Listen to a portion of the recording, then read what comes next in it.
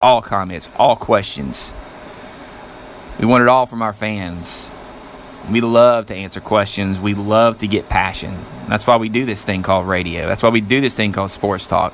We're about passion and information and giving you what you need. Speaking of which, what we'll be doing today, Fantasy Friday. Jump on board with the Jameis and Daigle Show. Let people know about this. This is one of the best fantasy shows out there. You're going to get great information.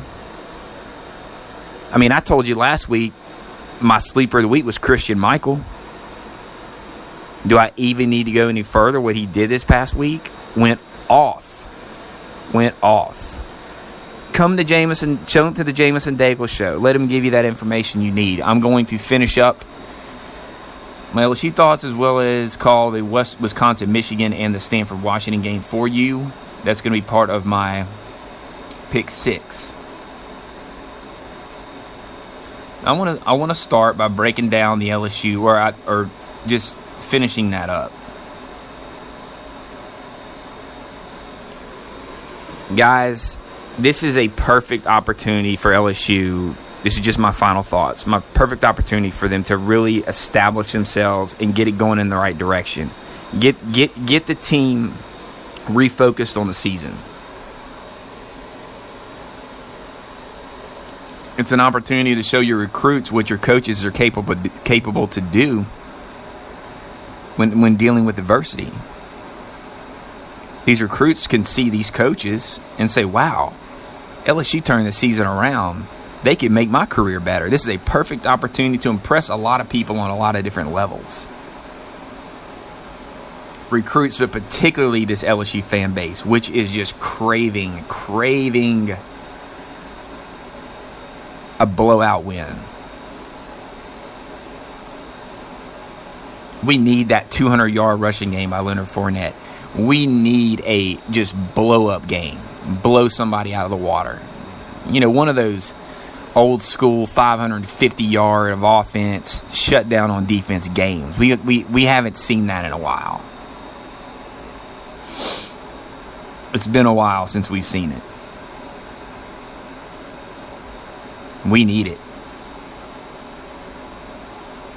This game is so huge in more ways than one. Not just getting another SEC victory to go to 2-1 in the conference, but getting that swagger, getting that confidence. Because they're going to need all that confidence rolling in and week out. And they can build upon this. Yes, they've got a tough schedule.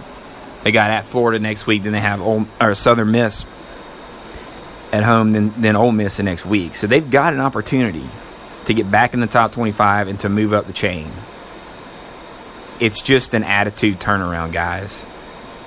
This is one of the more talented teams in the country. These are guys that were representatives of the last 3 to 4 recruiting classes that were finishing in the top 5. Talent's there, no question.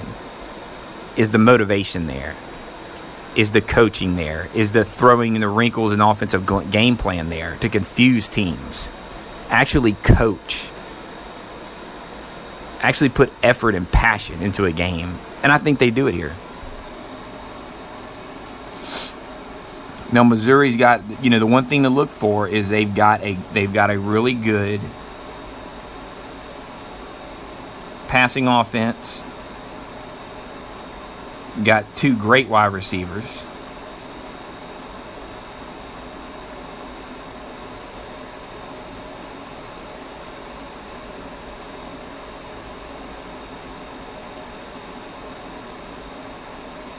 And they've got a good quarterback that can get the ball down the field.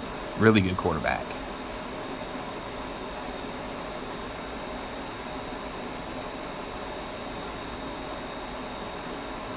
I think this week is the week LSU is going to get Fournette exactly the carries that he needs. From a defensive standpoint, we're going to have to, if not sack him, at least affect him as far as pressure in this quarterback, Drew Lock. I mentioned earlier this week that he's been the hottest passer, any pure passer in the country lately. with over 1,200 yards in his last 3 games and 13 touchdown passes. Now, we're going to see how good he really is against a good LSU defense. Playing at home, playing with emotion. He's going to get his test. So, I'm going to stick with my prediction at 35-14. I think LSU finally gets a 4-quarter game from all 3 key components, which is offense, defense, and special teams. Special teams is something that has to get better, and I think LSU starts that. It's rare for me to just be completely on board with LSU. You know, I have conflicting opinions on different sides, but this week I am all in. I think LSU is going to put in the performance of their life, and they're going to win by 3 touchdowns. That's just my personal opinion. So,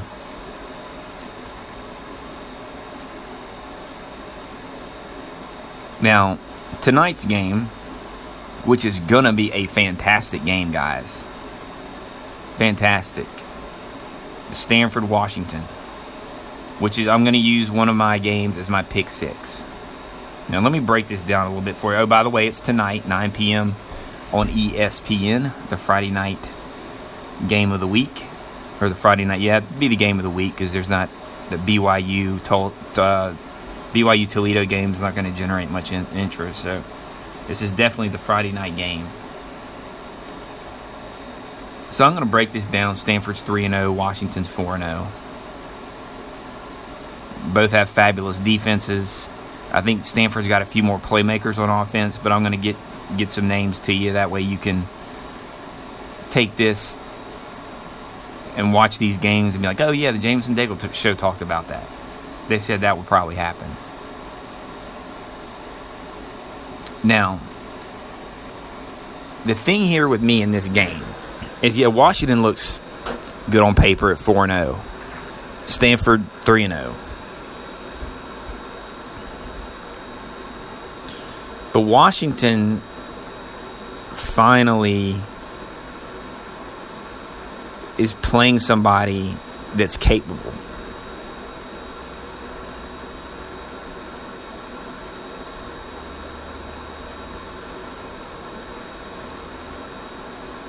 Now, their defense had been dominating for the first 3 games they played. Just dominating. But the first team they played that's got a little bit of offense, that's offensively capable to do things, just by being in a Power 5 conference. I mean, look what happened. Arizona backup quarterback Brandon Dawkins ran wild, guys. He ran absolutely wild on that Husky defense, getting to the second level, having them just all not knowing what to do, discombobulated on defense, particularly against the running game.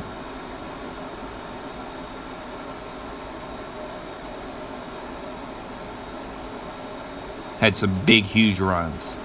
Now,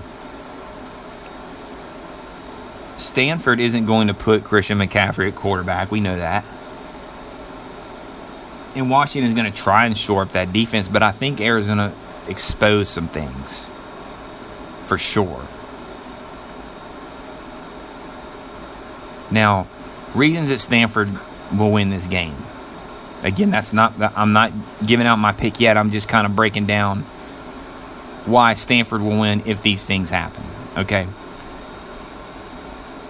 You have to stretch out the Huskies a little bit. Keep pounding on that offensive line. Get McCaffrey out in space as much as possible. Quick passes. Screen plays. Dump offs. Shotgun, zone read run. You have to get him in different areas because he needs a lot of space to operate. Now, what's going to happen here is UW, they're going to load up against the run. There's no question. Their sole goal is to stop Christian McCaffrey. Okay, let's not get that confused. They're going to try to make Stanford open it up a little bit.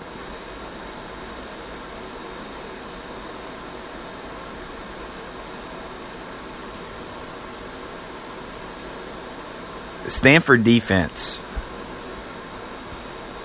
as good as that defense is, this is going to be their test.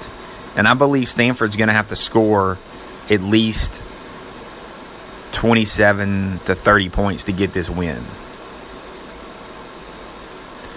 You know, Washington, in order to take him out, take McCaffrey out, is going to have to turn Stanford into more of a passing team. However, as we saw last week against UCLA, quarterback Ryan Burns came up with the drive and the game-winning throw to prove that this Cardinal offense can throw the football. They can go long drives. They don't have to use the running game, which can be very dangerous, considering their fabulous running back, kick return, everything.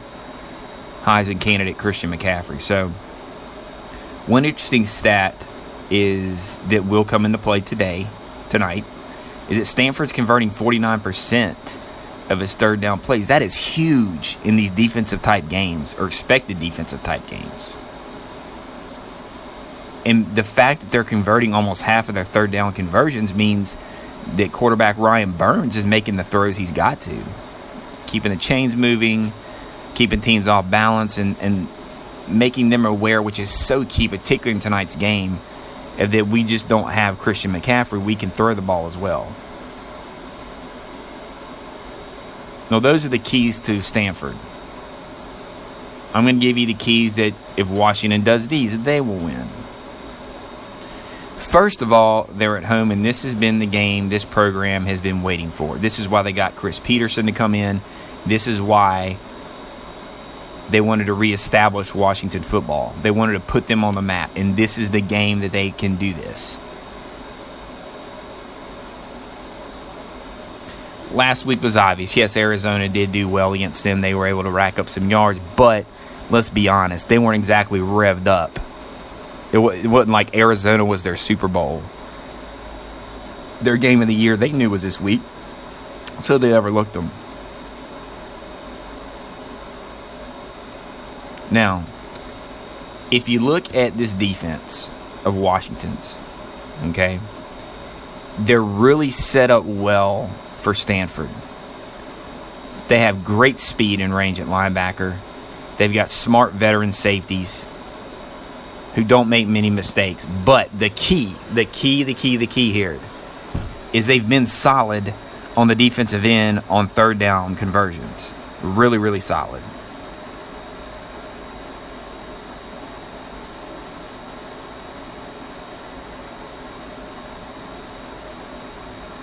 They've got a very physical up front defensive line. Very physical. So you have a physical defensive line, speedy linebackers, and a smart secondary.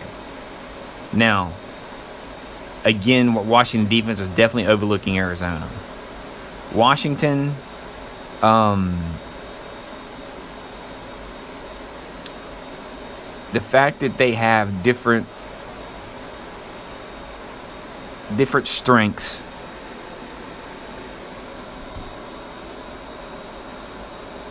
in their defense, such as a physical D-line, athletic linebackers, smart secondary, fits well in what they're trying to do, which is stop Stanford from getting Christian McCaffrey the huge game that they need out of him.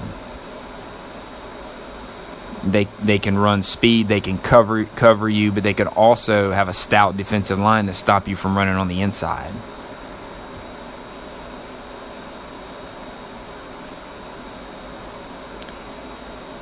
The third key, see, Stanford usually get wins by getting physical.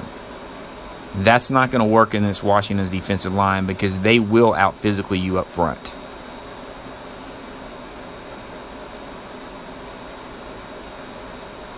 They do so many great things on defense, and they are managing to be even better with solid special teams this year. They've got very few penalties. They're actually, what's the crazy part is their turnover margin, which is +9. That's massive. And from what I see, they've been at least +2 or better in every game. That's what that averages out to be. So